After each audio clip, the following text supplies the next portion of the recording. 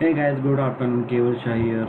અને આપણે લાસ્ટ લેક્ચરમાં આપણે મળ્યા હતા અને એમાં આપણે જોયું હતું કે ઓકે કઈ મેથોડોલોજીસ યુઝ કરવામાં આવે છે. નો ડાઉટ આપણે જે પણ આગળના લેક્ચર હશે એ basically software development software testing ઉપર થવાના છે, પરંતુ આપણે જે પણ પહેલા લેક્ચરમાં જોયું ઓકે સમરી કાઇન્ડ ઓફ આપણે જે લેક્ચર બનાવ્યો હતો એમાં આપણે એક વસ્તુ બનાવી હતી મેથોડોલોજીસ જે હતી, અને લાસ્ટ લેક્ચરમાં આપણે મેથોડોલોજીસ એકચ્યુઅલીમાં આપણે જોયું કે એ મેથોડોલોજીસમાં કઈ મેથોડોલોજીસ હતી, રાઈટ. તો આપણે જોઈએ એમાં કે લાસ્ટ ટાઈમ આપણે જે બનાવ્યું હતું એનો એજન્ડા શું હતો કે બહુ સોફ્ટવેર ડેવલપમેન્ટ લાઈફ સાયકલ શું છે, પહેલી વસ્તુ તો એના પછી વોટરફોલ મોડેલ શું હતું ને વી મોડેલ શું હતું, ને આજે અગર હું આમાં એડ કરવા જાઉં તો મારું આજે ફાઇનલ શું થશે કે અજાઇલ મેથોડોલોજી શું છે, અજાઇલ મોડેલ. સો બેઝિકલી આપણે જે મહત્ત્વનો પોઈન્ટ આજે સમજવાના છે એ છે અજાઇલ મેથોડોલોજી, અને આપણે મેજોરિટી વાત કરીશું અજાઇલ મેથોડોલોજી માટે, કેમ કે આજની કોઈ પણ ઓર્ગેનાઇઝેશન, કોઈ પણ તમે બેન્કિંગ લઈ લો, તમે આઈટી સેક્ટર લઈ, આઈટી મારો થાય જ છે ઓફકોર્સ, તો કોઈ પણ except for IT majority of other industry like pharmaceutical પણ એ અજાઇલ મેથોડોલોજીસ માટે વધારે પ્રખ્યાત છે, અને અજાઇલ મેથોડોલોજીસ જ આગળ જતાં યુઝ થાય છે. હું જરા રિવિઝન કરીશ અજાઇલ મેથોડોલોજી ઉપર જતા માટે, કેમ કે મને ખબર છે કે ઘણો સમય થઈ ગયો હતો પ્રીવિયસ લેક્ચર માટે પણ. તો આપણે લાસ્ટ લેક્ચરમાં આપણે જોયું હતું કે સોફ્ટવેર ડેવલપમેન્ટ લાઈફ સાયકલ શું છે. એમાં આપણે જોયું હતું કે કંઈક 6 ફેઝિસ આવે છે, જેમાં planning, analysis, implementation, design, testing અને મેન્ટેનન્સ. તો આ બધા 6 મહત્ત્વના સ્ટેજીસ છે સોફ્ટવેર ડેવલપમેન્ટ લાઈફ સાયકલ માટે. કોઈ પણ સોફ્ટવેર, કોઈ પણ નાનો મોટો લાર્જ વેબસાઇટ બનાવવાની છે કે તમારે ડેસ્કટોપ એપ્લિકેશન બનાવવાનું છે કે મોબાઈલ એપ્લિકેશન બનાવવાની છે, એ હંમેશા આ 6 ફેઝિસમાંથી જ જશે. આ 6 ફેઝિસ સિવાય તમારું સોફ્ટવેર બનશે નહીં, કેમ કે each and every ફેઝિસ has to have sum documentation.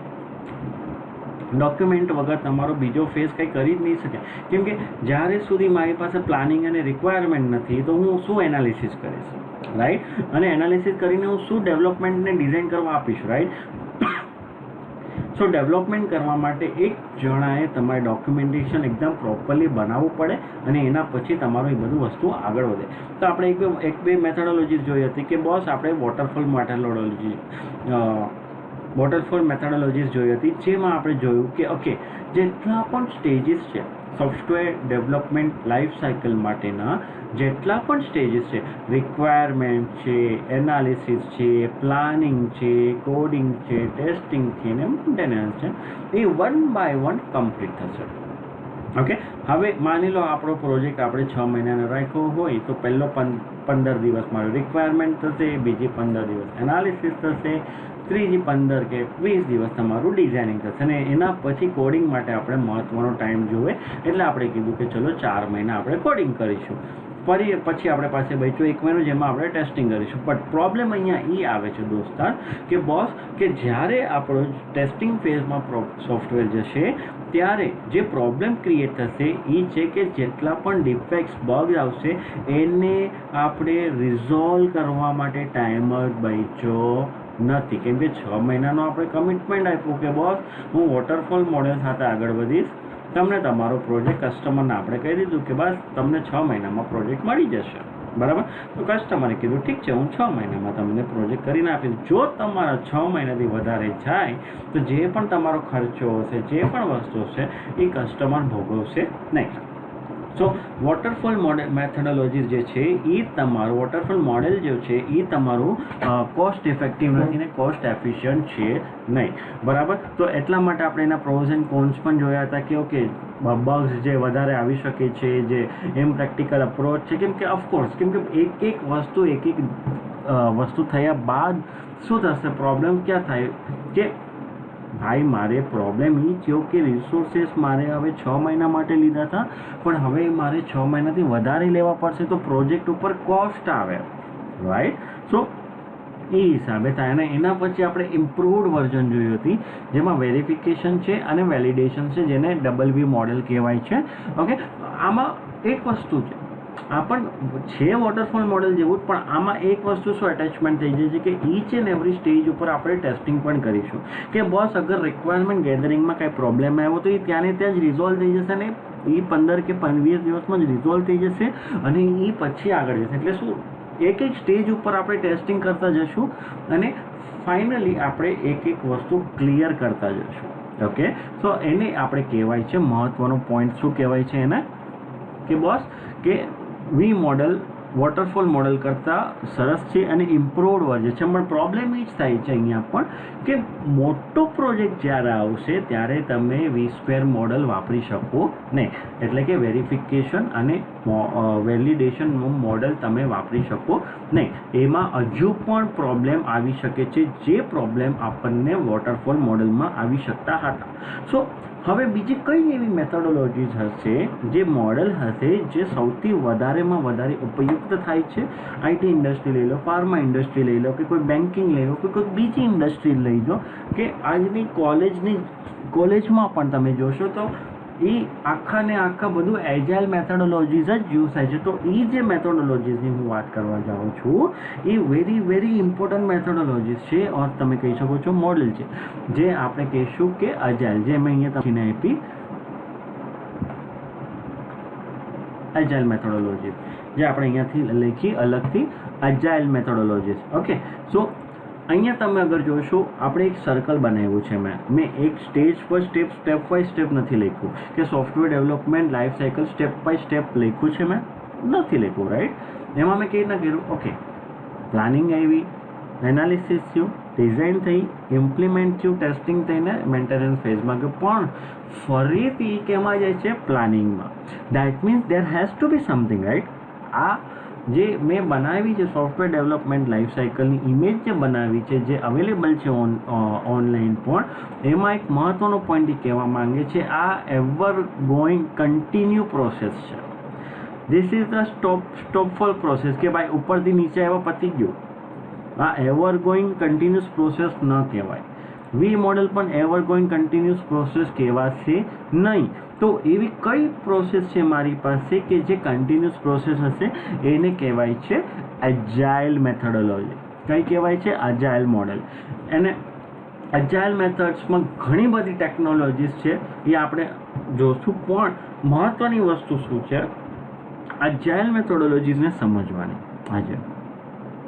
આજે હું તમને એક એક્ઝામ્પલ આપું તો આમાં સૌથી પહેલાં આપણે ડેફિનેશન સમજી લઈએ ને પછી આપણે એક્ઝામ્પલની વાત કરીએ. ઓકે, એ જે એક્ઝામ્પલ હશે એ સોફ્ટવેર રિલેટેડ નહીં હોય યાર, એ કેમ કે એ જે છે ને એ આપણે ડેલી લાઈફમાં કેવી રીતના યુઝફુલ થાય છે એની વસ્તુ કરશું આપણે. ઓકે, સો એજાઇલ મેથોડોલોજી શું કહેવા માંગે છે કે તમારો પ્રોજેક્ટ તમને ખબર છે કે બહુ મોટો છે કે નાનો છે કે જે હશે એ, અને તમે કીધું કે બોસ એને કમ્પ્લીટ કરવા માટે અરાઉન્ડ 10 થી 20 મહિનાના 10 થી 15 મહિનો તમને જોશે. હોઈ શકે છે, એવું નથી કે બધા પ્રોજેક્ટ એક જ 6 મહિનામાં પૂરા થઈ જાય કે 8 મહિનામાં કે 2 મહિનામાં. નો, 3 વર્ષ પણ પ્રોજેક્ટ ચાલે છે. ડેવલપમેન્ટ ફેઝમાં 3 વર્ષ ચાલે છે, કેમ કે એટલા બધા મોડ્યુલ હોય છે કે તમે સમજી જ નહીં શકો કે તમે ક્યાંથી સ્ટાર્ટ કરવાનું છે, ક્યાંથી એન્ડ કરો. તો એટલા માટે જ્યારે આપણે આટલા મોટા પ્રોજેક્ટની વાત કરીએ છીએ ત્યારે તમે વી મોડલ ને વોટરફોલ મોડલની વાત કરી શકો નહીં. ફોર એક્ઝામ્પલ હું તમને એક લાઈવ ડોમેન કહું છું. આપણે એક શિપિંગ ડોમેનની વાત કરીએ. ઓકે, ટ્રાન્સપોર્ટની વાત કરીએ બેઝિકલી. ઓકે, તો ટ્રાન્સપોર્ટ આપણે કયા છે? ઓન રોડ ટ્રાન્સપોર્ટ થઈ શકે છે કે જે okay by truck, by car, by bike. આજે તમે પોર્ટર પણ જોશો તો બાઇક ઉપર પણ તમને ટ્રાન્સપોર્ટ કરીને તમારી વસ્તુ ઘર આંગણે પહોંચાડવામાં આવે છે. એવી જ રીતના ટ્રાન્સપોર્ટ બીજી વસ્તુ પણ થાય છે. હવાઈ માર્ગે પણ થાય છે અને જળ માર્ગે પણ થાય છે. જે રીતના તમે અગર નામ સાંભળો તો shipping containers, right? CMA, CGMA એ બધી કઈ છે? તમારી મોટી બ્રાન્ડ્સ છે, રાઈટ? કે જે તમારા કન્ટેનર્સ એક દેશમાંથી બીજા દેશમાં લઈ જવા માટે યુઝ થાય છે.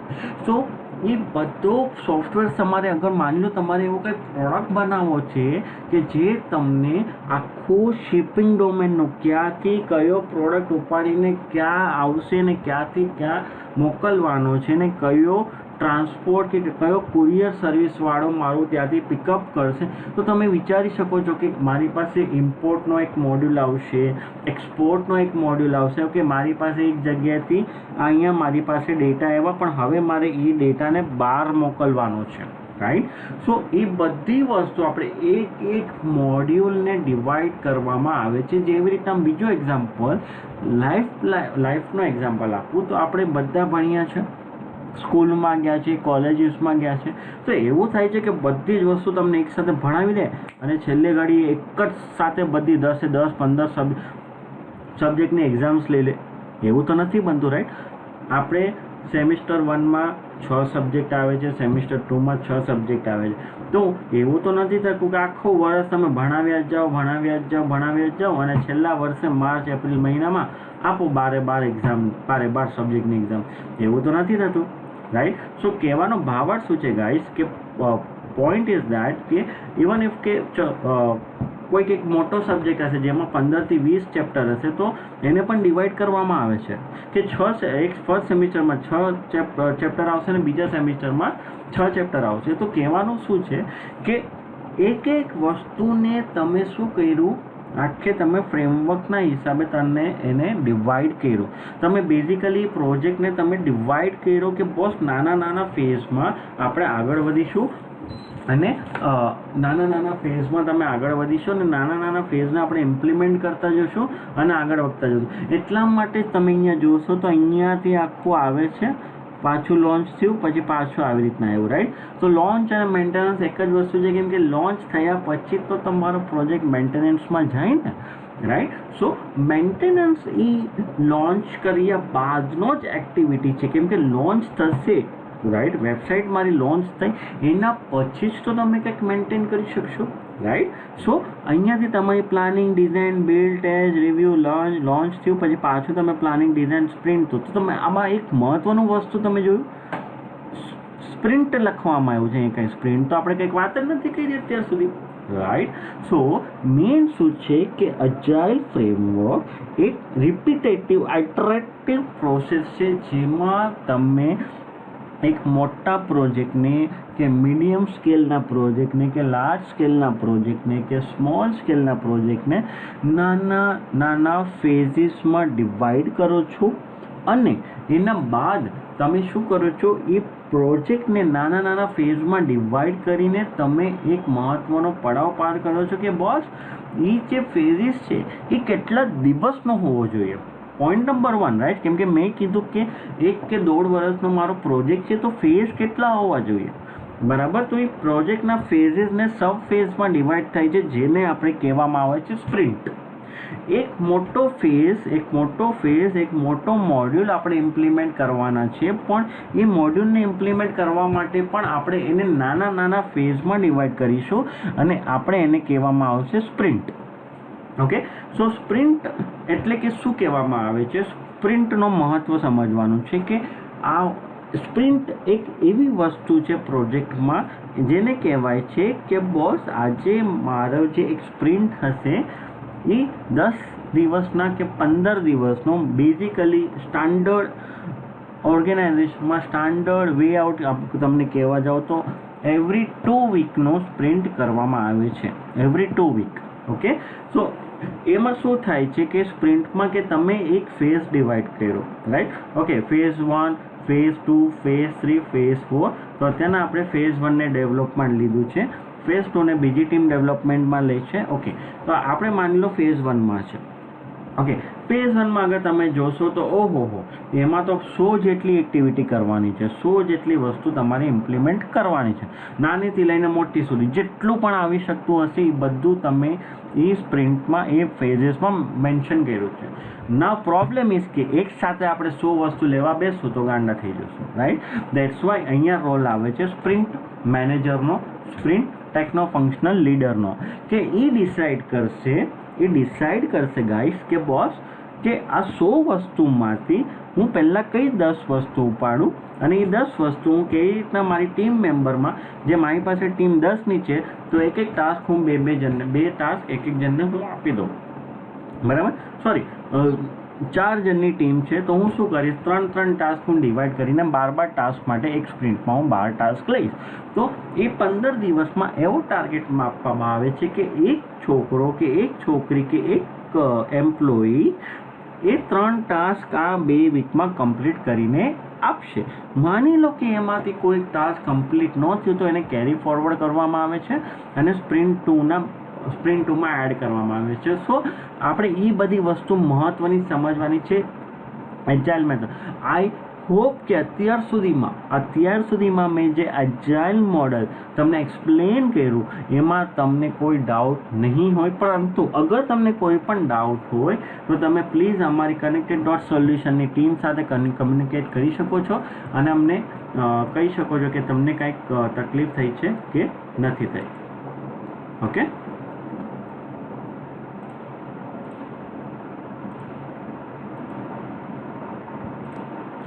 રાઈટ. સો તમે પ્લીઝ તમે રેઝ આઉટ કરી શકો છો, તમે પ્લીઝ રીચ આઉટ કરી શકો છો connected.solutionની ટીમને, અને અમે અહીંયા સાથ સહકાર આપવા માટે એવરી ટાઈમ રેડી જ બેઠા છે. Right. So what is the major role pros and cons આપણે કહી શકીએ તો flexibility, opportunity for the change. Right. અહીંયા તમે જોશો તો તમારો પ્રોજેક્ટ જે છે એ સ્ટેગ્નન્ટ નથી હવે રહ્યો કે ભાઈ રિક્વાયરમેન્ટમાં સ્ટેજમાં તમે જે કીધું એ જ તમારું કહેશે, કેમ કે every sprint it's like a new requirement you are implementing, new feature you are implementing. તો અહીંયા તમારી પાસે ફ્લેક્સિબિલિટી એ આવી ગઈ બોસ કે તમે સ્પ્રિન્ટ 2માં અને સ્પ્રિન્ટ 3માં તમે કહી શકો છો કે ઓકે વેટ આપણે જે સાઇન ઓફ કર્યું હતું ડોક્યુમેન્ટ એમાં સ્લાઇટ ચેન્જ આવે છે, તો પાછી તમે એનું પ્લાનિંગ કરી શકશો કે તમે ડિઝાઇનિંગ કરી શકશો. એના હિસાબે તમે આગળ જતા મોડેલમાં યુઝ કરી અને ક્વોલિટી ઓફકોર્સ ક્વોલિટી ઇન્ક્રીઝ થશે, કેમ કે હવે તમે શું કર્યું, તમે આખો પ્રોજેક્ટ જે છે એ નાના ફેઝમાં તમે ડિવાઈડ કર્યું અને ફેઝિંગ સ્ટેજમાં તમે ડિવાઈડ કર્યું. તો શું થાય કે નાની વસ્તુ આપણે બિલ્ડઅપ કરીએ તો આપણને કોન્ફિડન્ટ આવે કે ના આ વસ્તુ પ્રોપર હશે, એટલે ક્વોલિટી ઓફ સોફ્ટવેર ઇન્ક્રીઝ થશે. કેમ કે શું થશે, 10 દિવસ પછી તમે જે સોફ્ટવેર તમે આપશો એ ટેસ્ટિંગની ટીમ પાસે જશે. ટેસ્ટિંગની ટીમ પાસે પણ એટલે કે આપણી ટીમ પાસે પણ આવો જ એક પ્રોસેસ હશે જેમાં આપણે કહેશું કે ડેવલપમેન્ટ ટીમ પાસેથી આવનારા 10 દિવસ પછી મને એક વર્ઝન મળવાનું છે, તો એની ટેસ્ટિંગ કરવા માટે મારી પાસે 15 દિવસ રહેશે અને 15 દિવસની અંદર મારે 3 આઇટરેશન કમ્પ્લીટ કરીને મારે ડેવલપમેન્ટ ટીમને કહેવાનું છે કે તમે વર્ઝન જે આપ્યું હતું બોસ એ પ્રોપર છે કે નથી, અને એમાં કેમ નથી, તો આટલા ડિફેક્ટ્સ મારી પાસે છે. તો એ હિસાબે તમારી ક્વોલિટી જે હશે પ્રોજેક્ટની એ ઇમ્પ્લિમેન્ટ થતા જશે. ટ્રાન્સપેરન્સી રહેશે પ્રોગ્રેસની, એન્ગેજમેન્ટ વિથ સ્ટેક હોલ્ડર, કેમ કે એવરી 15-20 દિવસે તમે આખી ટીમ ગેધરિંગ થશે, ટીમમાં તમે ડિસ્કશન કરીશો, એ બધું તમારું અહીંયા થશે. અને પછી પ્રેડિક્ટેબલ રહેશે અને અર્લી ડિલિવરેબલ થઈ શકે છે સ્પ્રિન્ટની. ઓફકોર્સ એ કહેવા માંગે છે કે ડોક્યુમેન્ટેશનમાં ગેપ હોય છે, કેમ કે હોઈ શકે, કેમ કે એક યુઝર જે છે કે એક કેન્ડિડેટ જે એક એમ્પ્લોય છે એ કોઈક બીજા ટાસ્કમાં પણ લાગી શકે છે. તો એમાં શું જાય છે કે કદાચ ડોક્યુમેન્ટેશનનો પ્રોબ્લેમ આવી શકે છે. Okay, but that is not a big del.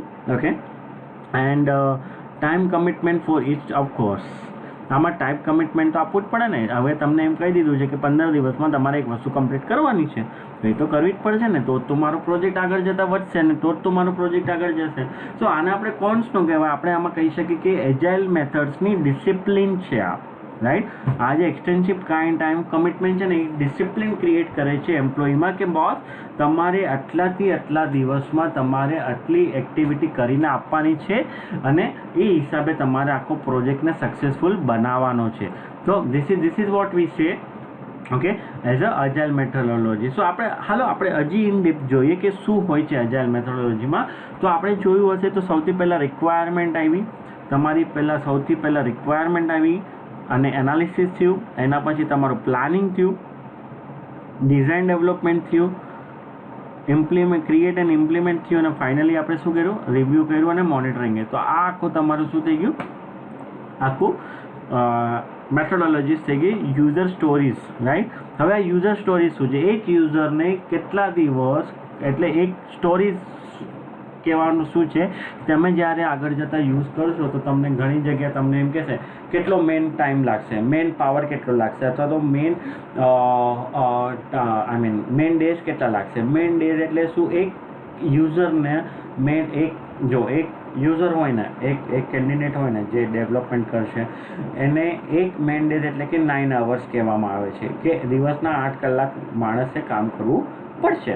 તો સ્ટોરીઝ પણ એ જ કહેવા માંગે છે કે how many days candidate need to take a action for the development. Okay, so stories એટલે કે 1 main days or 2 main days or 3 main days. Okay, so arrange team.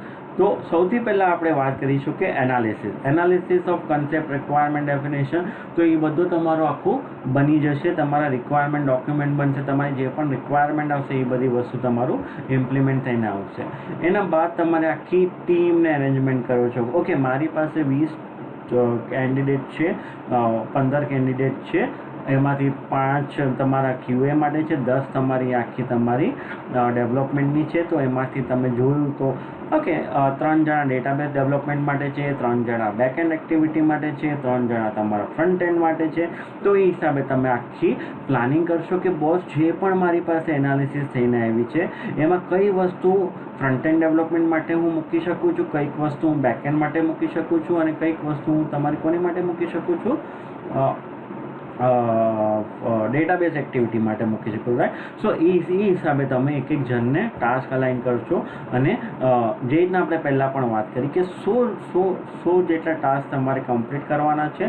તો એમાંથી તમે કીધું કે ઓકે, હું 10 ટાસ્ક કે 12 ટાસ્ક ઉપાડીશ, અને એમાંથી ટાસ્ક ડેટાબેઝ માટેના અલગ રહેશે, ફ્રન્ટ એન્ડ માટેના અલગ રહેશે, અને બેકએન્ડ માટેના હિસાબે. તો એ હિસાબે તમે શું કરો, આખી ટીમને ગેધરિંગ કરી, ટીમ સાથે વાતો કરી કે બોસ આપણી આ ટીમ છે, આવનારા 15 દિવસ તમારે આ કામ કરવાનું છે, અને એના પછીના 15 દિવસ તમારે શું કામ કરવાનું છે આપણે નેક્સ્ટ સ્પ્રિન્ટ મિટિંગમાં આપણે કરીશું.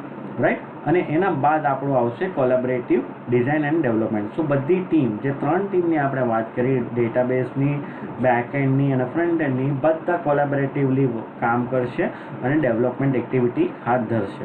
રાઈટ. અને એના પછી આપણે ફાઇનલી શું કરશું કે એનું સોફ્ટવેર ક્રિએટ કરીશું, બિલ્ડ બનાવીશું. જે રીતના મેં તમને વાત કરી કે આપણે વર્ઝન ક્રિએટ કરવાનું છે ને, આપણે ટેસ્ટિંગ ટીમને વર્ઝન ક્રિએટ કરીને આપવાનું છે. રાઈટ. સો એ વર્ઝન તમે જ્યારે ક્રિએટ કરીને આપશો ટેસ્ટિંગ ટીમને, એના માટે બધાનો સાથ સહકારની જરૂર પડે છે. એટલે આપણે આખું એને ક્રિએટ કર્યું, એને ઇમ્પ્લિમેન્ટ કર્યું અને ડિપ્લોયમેન્ટ કર્યું. અને ફાઇનલી તમે હવે એન્ડમાં શું કરશો કે રિવ્યૂ થશે અને મોનિટરિંગ થશે. રિવ્યૂ અને મોનિટરિંગમાં શું કહીશ, એક વસ્તુ સમજવાની છે. મારો પ્રોજેક્ટમાં 500 ફીચર્સ છે, એમાંથી તમે 15 દિવસમાં 12 ફીચર ઇમ્પ્લિમેન્ટ કર્યા. તો that's a progress. Right. A review છે, એ રિવ્યૂ થશે કે 12 ફીચર તમે રિલીઝ કર્યા છે, તો તમારે એ 12 ફીચરમાંથી કેટલા ક્રિટિકલ ઇશ્યુઝ રહેશે, અને 12 ફીચર્સ તમે જે કાપ્યા એ સહીથી ચાલે છે કે નહીં, એ બધું તમારું રિવ્યૂ અને મોનિટર થશે એક સ્પ્રિન્ટમાં. અને ફાઇનલી તમારું એ શું થશે, રિલીઝ થશે. અને QA વાળો પછી એની પોતાની એજાઇલ મેથોડોલોજી યુઝ કરશે, જ્યાં એ કહેશે કે ઓકે, મારી પાસે 10 ટેસ્ટર છે, 3 ટેસ્ટરનું ફ્રન્ટ એન્ડમાં લગાડીશ. ટેસ્ટિંગની ટીમ એટલી મોટી ન હોય, પણ કેમ કે એ સિલેક્ટિવ હોય એટલા માટે ટેસ્ટિંગની ટીમ માટે અરાઉન્ડ 5 થી 6 એમ્પ્લોય હશે. તો એમાંથી શું કહેશે કે ઓકે, 2 જણા ડેટાબેઝ ડેવલપમેન્ટનું જે પણ રિલીઝ મળ્યું છે એનું ટેસ્ટિંગ કરશે, 2 જણા બેકએન્ડ એક્ટિવિટીનું ટેસ્ટિંગ કરશે, જેના API કોલ્સ થઈ ગયા, પોસ્ટમેન યુઝ કરવું, જે અલગ અલગ મેથોડોલોજીસ ટેકનોલોજી યુઝ થાય છે. અને છેલ્લે 1 જણો યુઝ કરશે તમારું ફ્રન્ટ એન્ડ, કે ફ્રન્ટ એન્ડમાં શું તમારે યુઝ કરવાનું રહેશે, કે ડિઝાઇન ડોક્યુમેન્ટ હિસાબે પ્રોપરલી બન્યું છે કે નથી બન્યું, એ બધું આપણે ઇન ડેપ્થ ટેસ્ટિંગમાં શું એસ્પેક્ટ આપણે જોવાના છે એ બધું આપણે જોશું. તો નેક્સ્ટ લેક્ચરમાં હું જ્યારે નેક્સ્ટ રેકોર્ડિંગ કે નેક્સ્ટ લેક્ચર હું તમને મોકલીશ, એમાં આપણે અંદર જઈએ કે કઈ સોફ્ટવેર ટેસ્ટિંગ છે, લાઈફ સાયકલમાં શું થાય છે, કયા અલગ પ્રકારના ટેસ્ટિંગ્સ છે. હું સૌથી પહેલાં એક કામ કરીશ કે હું એક ગ્લિમ્સ આપીશ તમને કે આગળ જતાં આપણે શું કરવાના છે. તો નેક્સ્ટ લેક્ચરમાં હું શું કરવાનો છું હું તમને અત્યારથી કહી દઉં છું કે હું એક લોગિન પેજનું એક ટેસ્ટિંગ કેસ બનાવીશ, જેમાં હું તમને સમજાવીશ કે આપણે શું એકચ્યુઅલીમાં ટેસ્ટિંગમાં કરવાનું હોય છે, ફ્રન્ટ એન્ડમાં શું થશે, બેક એન્ડમાં શું થશે ને એ બધું હું તમને સમજાવીશ, રાઈટ. સો એ હિસાબે તમારો આખું આગળ જતાં ફ્યુચરમાં ટેસ્ટિંગ માટે તમારા રેકોર્ડિંગ્સ થશે, લેક્ચર્સ બનશે. અને આઈ હોપ કે આજનો જે લેક્ચર છે, જે મેથોડોલોજીસ જે છે, જે ડેવલપમેન્ટ એસ્પેક્ટ માટે પ્રોજેક્ટ મેનેજમેન્ટના રિલેટેડ આ વસ્તુ આજે કેમ લીધી, ગત બે લેક્ચર, આજનું લેક્ચર ઇન્ક્લુડ કરીને અને ગયા વખતનું લેક્ચરમાં આપણે શા માટે આ બધી મેથોડોલોજીસને મોડેલ માટે જોયું, કેમ કે આપણે એક આઈટી ઇન્ડસ્ટ્રીમાં જોબ કરવા જઈ રહ્યા છીએ ને, તો આઈટી ઇન્ડસ્ટ્રી કેવી રીતના ચાલે ને કઈ પ્રોસેસ આપણે ઇમ્પ્લિમેન્ટ કરીએ છીએ ને કઈ પ્રોસેસ થ્રુ આપણો સોફ્ટવેર ચાલી રહ્યો છે ને કઈ પ્રોસેસ થ્રુ આપણો પ્રોજેક્ટ ચાલી રહ્યો છે, એ બધું આપણને જાણ હોવી જરૂરી છે. અને દેટ્સ ધ રીઝન કે કોઈ પણ ટેકનોલોજીમાં તમે ડેવલપમેન્ટ કરો કે તમે ટેસ્ટિંગ કરો કે કોઈ પણ, તમારે પ્રોજેક્ટ મેનેજમેન્ટ લેવલનો એસ્પેક્ટ સમજવું ખૂબ જ જરૂરી છે. કેમ કે આપણને ખબર હોવી જોઈએ કે હું ડેવલપમેન્ટ કરું છું તો મને આઈડિયા હોવી જોઈએ કે આવતા 15 દિવસમાં મારે નવા ટાસ્ક આવવાના છે. ટેસ્ટિંગ કરતો હોય તો મને ખબર હોવી જોઈએ કે આવતા 15 દિવસમાં મારી પાસે એક નવું સોફ્ટવેર રિલીઝ થઈને ડેવલપમેન્ટ પાસેથી આવવાનું છે. તો એ મારી પાસે એક વિઝન, મારો ગોલ અને મારી એક્ટિવિટી ક્લિયર થઈ જશે ને હું સારી રીતના એને પ્લાન આઉટ કરી શકીશ કે બસ મારે કેવી રીતના એને એક્ઝિક્યુટ કરવાનું છે. તો આ મેથોડોલોજીસ કે મોડલ કયો કે તમે મેથોડોલોજીસ કયો કે પ્રોજેક્ટ મેનેજમેન્ટનું કયો, તો એ એક જ વસ્તુ છે, પરંતુ આ વસ્તુ ખૂબ જ મહત્ત્વની છે. આઈ હોપ કે તમને ત્રણ મેથોડોલોજીસ જે આપણે હમણાં આપણે જે એક્સપ્લેન કરી, વોટરફોલ મોડલ, વી મોડલ અને agile methodology using a user stories like man days. મેં તમને કીધું કે એક માણસને 8 કલાક કામ કરવાનું હોય છે, તો એક એક્ટિવિટી કરવા માટે કેટલા મેન ડેઝ તમને લાગશે, તો તમે કહેશો કે 4 મેન ડેઝ. દેટ મીન્સ કે તમે ઇન આવર્સ તમે કીધું કે ઓકે 8 32 32 આવર્સ. સો કોઈ સ્પ્રિન્ટમાં એમ કહેવામાં આવે છે કે આને ઇમ્પ્લિમેન્ટ કરવા માટે મારે 10 કલાક જોશે અથવા તો 16 કલાક જોશે. એટલે એ હિસાબે આવર્સમાં એ લોકો મેનેજમેન્ટ કરતા નથી સ્પ્રિન્ટમાં. બેઝિકલી એ યુઝર સ્ટોરીઝ અથવા તો આપણે એને મહત્વનું નામ શું આપી શકીએ છીએ, મેન ડેઝ. એટલે એક માણસને કેટલા દિવસ લાગશે એક કામ કરતા, કેટલા કલાક, બરાબર. તો એ હિસાબે આખો દિવસ, બેઝિકલી આખો દિવસ ઇન્ક્લુડ કરવામાં આવે છે એક પર્ટિક્યુલર એક્ટિવિટીનો, જ્યારે પણ આપણે એસ્ટિમેશન ડિલિવરી કરીએ ત્યારે. ઓકે, આઈ હોપ કે આજનો જે લેક્ચર હતો, રાઈટ, નાનો પણ સ્વીટ, જે પણ આપણે લેક્ચર આજે કર્યું એમાં તમને જાણકારી મળી હશે, અલગ મોડલિંગની જાણકારી મળી હશે અને એ હિસાબે તમે આગળ વધશો. એવી તમે આગળ જોજો કે કેવી રીતના આપણે કરવાનું છે. અને નેક્સ્ટ લેક્ચરમાં મેં તમને કીધું કે એ હિસાબે હું એક ટેસ્ટ કેસીસને એક સિનારીઓ બનાવી, જે રીતના આપણને ખબર પડશે કે મારે એક્ઝેક્ટલી આગળ જતાં કરવાનું શું છે અને કઈ ટેકનોલોજીસ ટેસ્ટિંગમાં યુઝ થાય છે, એ આપણે બધું આગળ જતાં જોઈશું. તો આજ માટે હું તમને થેન્ક યુ કહેવા માંગુ છું. ઓકે, સો આઈ હોપ કે તમે આ વિડીયો જોજો અને કંઈક પણ ડાઉટ હોય તો તમે પ્લીઝ connected.solutionની ટીમને તમે કોન્ટેક્ટ કરજો. એ હિસાબે હું તમને ગુડ બાય કહેવા માંગુ છું આજે. Thank you very much. Thank you. By.